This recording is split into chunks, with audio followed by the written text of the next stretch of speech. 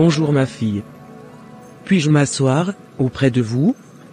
J'attends le train pour le plateau. Bonjour madame. Bien sûr que vous pouvez vous asseoir. J'attends aussi le train en direction du plateau. Tout va bien ma fille? On peut lire de la tristesse sur votre visage. Ah bon? C'est la fatigue peut-être. Mais bon, aussi en ce moment, je réfléchis beaucoup sur ma vie. Je suis chrétienne, j'ai donné ma vie à Jésus il y a de cela 10 ans, je chante dans la chorale, je paye ma dîme, mais j'ai comme l'impression que Dieu m'a oublié. Mon âge avance, mais jusqu'à présent, je n'ai ni mari, ni enfant. Toutes mes amies sont casées, sauf moi. Vraiment je ne comprends plus rien. Ah bon? Vraiment désolé ma fille. Si je me permets de vous faire un aveu, c'est que le plus important dans la vie, n'est pas d'avoir un homme, des enfants, mais de vivre le destin que Dieu a tracé pour vous.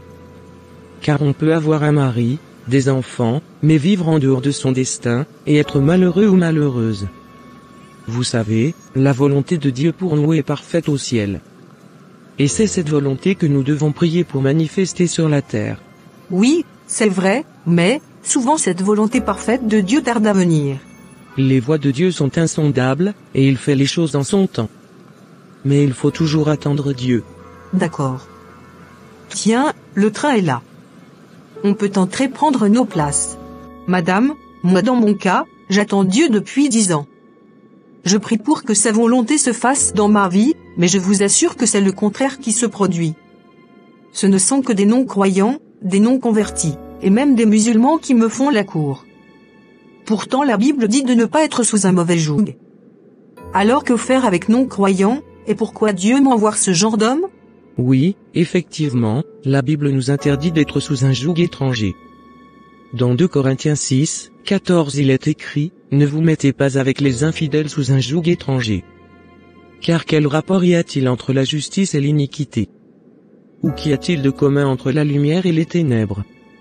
Il faut aussi comprendre que ces hommes que Dieu envoie dans votre vie, ne sont pas là forcément pour des relations amoureuses, mais pour aussi les emmener au Seigneur. Dieu les envoie dans votre vie pour que vous les gagniez à Jésus. Donc la prochaine fois qu'un homme se présente, cherchez premièrement à savoir sa relation avec Dieu, emmenez-le à Dieu. Ah d'accord. C'est noté. J'ai bien compris, le prochain homme qui s'intéresse à moi, je lui parlerai de Jésus en premier. Excellente idée ma fille, tu as tout compris. En toute chose il faut chercher les intérêts de Dieu avant tes propres intérêts. Dieu t'a faite belle, et beaucoup d'hommes sont attirés par ta beauté. Mais les intérêts de Dieu c'est d'abord le salut de ces hommes. La plupart de ces hommes qui viennent vers toi, ne connaissent probablement pas le Seigneur. Donc la première chose à faire est de leur témoigner de Jésus. Les évangéliser. Et cela va même activer ta rencontre avec ton bon conjoint.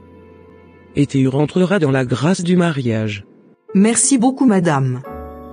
Grâce à vous, je viens de comprendre le plus gros secret de la vie. C'est de faire du bien autour de nous. Sans rien vouloir en retour. Et de nous intéresser premièrement au salut des personnes qui sont dans notre vie. Merci infiniment. C'était comme si vous me connaissiez depuis longtemps. Je comprends mieux les choses.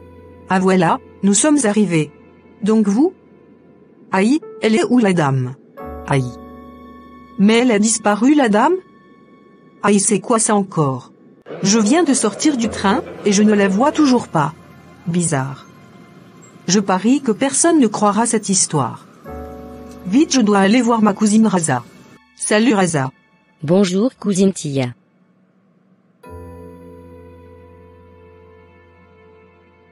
Tu ne prends pas de pause aujourd'hui? Si. Je viens de finir avec ma dernière cliente. Donne-moi 5 minutes. D'accord, je t'attends dehors alors. J'ai tellement faim, et je dois te parler de quelque chose d'étrange qui m'est arrivé aujourd'hui dans le train. Ah bon? Moi aussi j'ai un petit scoop pour toi. Alors Tia, raconte que s'est-il passé dans le train ce matin? Une maman que j'ai rencontrée pour la toute première fois m'a dit tout sur ma vie, elle m'a donné des conseils, comme si elle connaissait déjà ma vie. Et quand nous sommes arrivés à destination, elle a disparu de façon miraculeuse. Disparaître, mais, non. Peut-être qu'elle s'est déplacée pour aller dans les toilettes. Impossible, parce que j'étais assise à côté de la sortie. Et des toilettes, forcément si elle était passée par là, je l'aurais vue, mais je te dis qu'elle a disparu de façon miraculeuse. Je crois que c'était un ange. Non, tu te fais des idées. Tu crois en ces histoires d'anges? Mais si dans la Bible les anges sont apparus à Joseph, Marie, Élisabeth, et j'en passe, pourquoi pas nous?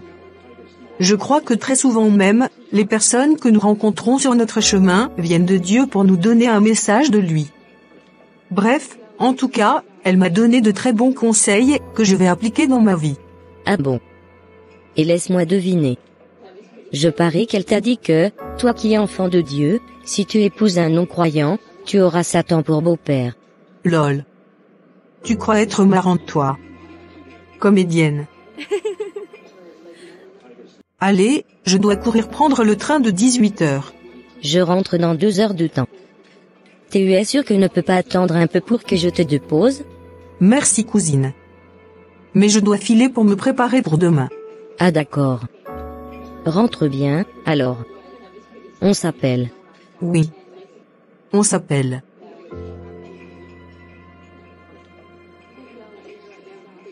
Oh quelle magnifique journée. Excellent Père de grâce. Toi le Dieu d'éternité, je suis reconnaissante pour ta présence dans ma vie. Merci pour cette excellente journée pleine d'enseignements. Merci pour cette dame que tu m'as envoyée pour m'édifier. Aide-moi Père, à ne plus voir les hommes que je rencontre comme de futurs maris, mais plutôt des personnes à gagner à Jésus. Père, que ton Esprit Saint m'aide à ne jamais oublier cela. Et pardonne-moi pour toutes les fois que j'ai murmuré et douté des projets que tu as pour ma vie. Que ta volonté soit faite dans ma vie au nom de Jésus. Amen. Que signifie attendre le Seigneur? Dieu utilise les retards pour nous préparer à ses plans. David a appris de précieuses leçons au cours de ces années difficiles, qui l'ont équipé pour son futur rôle de roi. De la même manière, Dieu utilise nos blessures, nos pertes et nos déceptions pour produire des qualités de caractère dont nous aurons besoin pour accomplir son plan pour nos vies. Dieu nous fait attendre pour aussi passer au crible les motifs de nos désirs. Parfois, nous prions égoïstement, seulement pour découvrir à quel point nous étions stupides dans notre demande. Le retard de Dieu à répondre à nos prières nous donne le temps de voir les situations de son point de vue. Les raisons pour lesquelles le Seigneur retarde sont toujours pour notre bien, pour recevoir sa direction claire. Ce que Dieu a planifié pour notre vie porte déjà notre nom. Il n'y a aucun moyen de perdre quoi que ce soit si nous le suivons. Très souvent, Dieu nous fait attendre pour tester notre foi. Nous avons déjà toutes les bénédictions que Dieu nous a promises, mais parfois il les retient jusqu'à ce que nous lui fassions confiance. Il veut que nous le croyions même lorsque nous ne pouvons pas voir clairement les détails de ces bénédictions. L'attente c'est aussi pour fortifier notre foi. L'attente nous enseigne à marcher par la foi, en faisant confiance au timing de Dieu au lieu de céder à l'autosatisfaction immédiate. Dieu sait quand nous sommes prêts à accepter ses réponses. Si nous écoutons, il révélera la prochaine étape lorsque nous serons prêts. S'il tarde, nous devons reconnaître que son timing est parfait et que le meilleur ne vient pas toujours rapidement.